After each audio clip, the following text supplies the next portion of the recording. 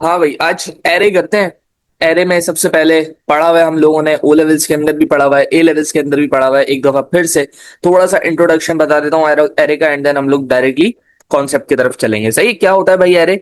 Array basically आपके पास store करता है multiple values of a single data type. सही है, multiple value of a single data type. सही है, स्टोर्स मल्टीपल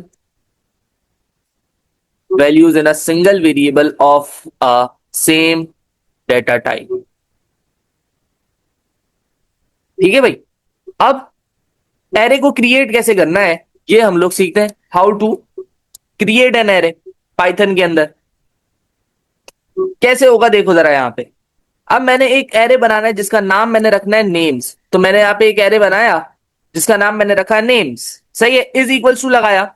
एंड जैसे हम लोगों ने पिछले सालों में सीखा है कि फॉर एरे हम लोग कौन सा ब्रैकेट इस्तेमाल करते हैं? Square bracket. स्क्वायर ब्रैकेट आपने लगाने हैं, आपने अपने एलिमेंट्स लिखने हैं। जैसे यहाँ पे जॉन जेन डियो, मुझे सजेशंस आ रही हैं, मैं इन्हीं सजेशंस के साथ चलता हूं। मैंने ये यहाँ पे सजेशंस ले ली, समझ आ रही है बात। अब मुझे एक और नाम ऐड करना है तो मैं क्या करूंगा? एक कॉमा लगाऊंगा। कॉमा लगाने के बाद एक नाम अपनी मर्जी का यहाँ पे मैंने सारा को भी ऐड कर दिया। सो ये मेरा 5 एलिमेंट का एरे बन गया। नेम्स 5 एलिमेंट का एक एरे है जिसके अंदर 5 एलिमेंट है, जॉन जेन डियो स्मिथ सारा। सही हो गई बात। अब एक इंपॉर्टेंट बात यहां पे समझनी है। वैसे तो जॉन मेरी फर्स्ट पोजीशन पे है, लेकिन पाइथन के अंदर फर्स्ट पोजीशन को हमेशा जीरो कहते हैं। पाइथन के अंदर फर्स्ट पोजीशन को हमेशा जीरो कहते हैं। यानी जॉन कौन सी पोजीशन पे है? जीरो पे है। जेन कौन सी पोजीशन पे है? 1 पे है। डो कौन सी पोजीशन पे है? 2 पे है। स्मिथ कौन सी पोजीशन पे है? 3 पे है। एंड सारा कौन सी पोजीशन पे है? 4 पे है। बात क्लियर हो रही है? तो अब हम लोग ये चेक करेंगे कि एक एलिमेंट को एरे के अंदर एक्सेस कैसे किया जाता है। एक एलिमेंट को एरे के अंदर एक्सेस कैसे किया जाता है। तो यहां पे देखो, जब मैं प्रिंट नेम्स नाम लिखा, स्क्वायर ब्रैकेट खोला एंड पोजीशन लिख दी, तो आउटपुट क्या आना चाहिए? जॉन आना चाहिए। इसी तरीके से पोजीशन 1 पे आउटपुट क्या आना चाहिए? जेन आना चाहिए। 2 पे क्या आना चाहिए? डो आना चाहिए। 3 पे कौन आना चाहिए? स्मिथ आना चाहिए। 4 पे कौन आना चाहिए? सारा आना चाहिए।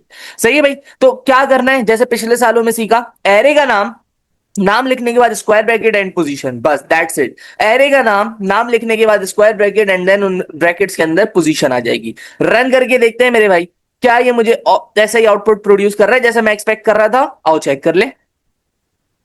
तो ये देखो भाई, सेम आउटपुट जो मैं एक्सपेक्ट कर रहा था वो मुझे मिल रहा है। जॉन जेन डो स्मिथ सारा, ये जो सारी चीजें मैंने आउटपुट जॉन आउटपुट, ये कमेंट्स हैं, कमेंट से कुछ नहीं होता।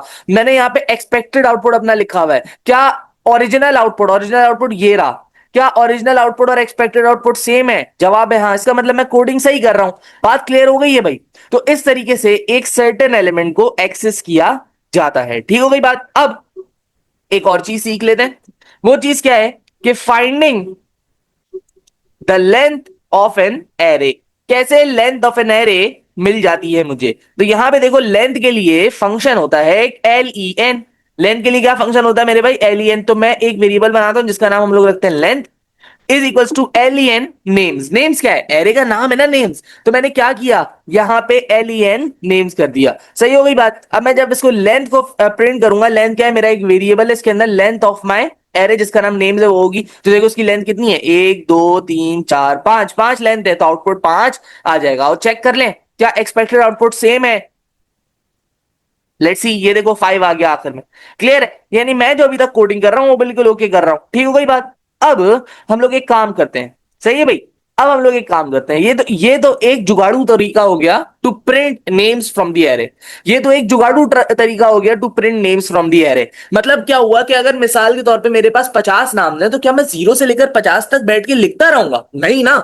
आई will definitely use a loop मेरे भाई। समझ आ रही है बात? What I will do, I will use a loop. So loop की मदद से how can I print out, how can I output every name available in an array. तो देखो इसने मुझे सजेस्ट कर दिया how to print every element in an array. जो भी एरे के अंदर मौजूद है उसको कैसे प्रिंट करूं। तो यहाँ पे लूप किसके लिए चलेगा? नेम के लिए चले, वो लेंथ के लिए चलेगा। लेंथ किसकी? फॉर आई इन रेंज, कहां तक चलाना है? लेंथ तक। लेंथ का मतलब जब तक मेरा एरे खत्म नहीं हो जाता। ऐसे ही है ना, लेंथ को छोड़ के मैं एलियन रख देता हूं, एलियन नेम्स। एलियन नेम्स का मतलब क्या है कि जितने भी एलिमेंट्स हैं उस तक लूप चला देना, जितने भी एलिमेंट्स हैं उस तक लूप चला देना। सो यहां पे कितने एलिमेंट्स हैं, यहां पे मेरे पास 5 एलिमेंट्स है, तो ये लूप हमेशा किसके लिए चलेगा, 5 मरतबा चलेगा।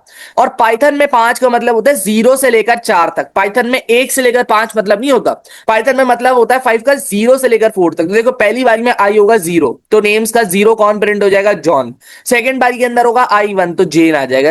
थर्ड बारी के अंदर आई होगा 2, तो कौन आ जाएगा, डो आ जाएगा। फिर कौन आएगा, स्मिथ आएगा, एंड देन सारा आएगा, एंड देन आखिर में ये लूप टर्मिनेट हो जाएगा, बिकॉज 5 से ज्यादा ये लूप चलेगा नहीं।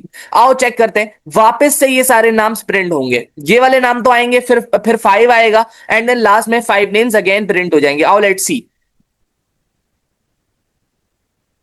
सही है भाई। तो देखो ये वाले नाम जो मैंने स्टैटिक आउटपुट किया उसकी वजह से, फिर 5 मैंने लेंथ निकाली थी वो, एंड देन ये 5 नेम्स अगेन, ये मेरे पास लूप की वजह से आए हैं। सो ये मेरे पास कॉन्सेप्ट होता है how to use an array in Python. अब